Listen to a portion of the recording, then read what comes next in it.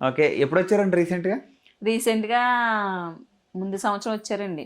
Okay. December డిసెంబర్‌లో వచ్చారు. బాబు పుట్టిన తర్వాత రాలేదనమాట. రాలేదండి. ఓకే. ఏం బాధపడలేదా మీరు బాబు పుట్టిన తర్వాత రాలేదు చాలా ఎప్పుడైనా? బాధపడ్డానండి. అంటే బాధపడినా ఆయన అంటే పరిస్థితి అలాంటిదండి. ఫస్ట్ రోజు పుట్టగానే ఫస్ట్ తండ్రి చూడాలి అనుకుంటారు హ్మ్. కదా మామూలుగా. ప్రెగ్నెంట్‌గా ఉన్నా కూడా పక్కన ఆయన లేరనే బాధ ఉండేదండి. చాలా హ్మ్. బాధపడేదాన్ని.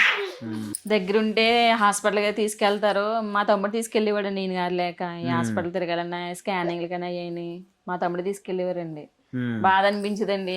ప్రెగ్నెంట్‌గా ఉన్నాను, భర్త దగ్గర లేడు. ఎందుకొచ్చిన బాధ, ఈ బాధలు నాకు అనిపించేదండి.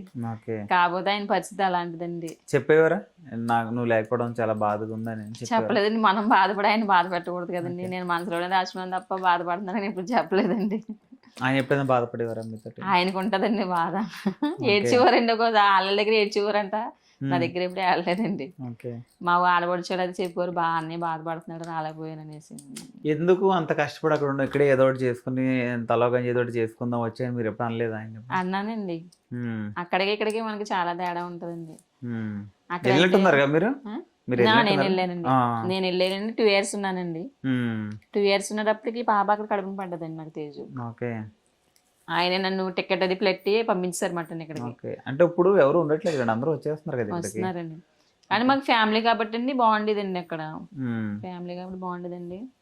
ఈ పాపకి ఫ్లైట్‌కి టికెట్ అని అన్నీ 50,000 పెట్టి టికెట్ అది ఆయనే ఎయించారండి. ఎయించి హ్మ్. పంపించారండి. హ్మ్. చెప్పుకోబడండి మా అమ్మ ఆళ్ళు చాలా లేనోళ్ళండి. ఆయన హ్మ్. కావాలని ఆయన చేసుకున్నాడని అలాగని ఎప్పుడు ఇబ్బంది పెట్టలేదండి ఆయన్ని. హ్మ్. మా పిల్లలకి మందులకైనా, ప్రెగ్నెంట్‌గా ఉన్నప్పుడైనా, హ్మ్. మందులకి, హాస్పిటల్‌కి అన్నీ ఆయనండి. ఓకే. అన్నీ ఆయనే చూసుకునేవారండి. ఓకే.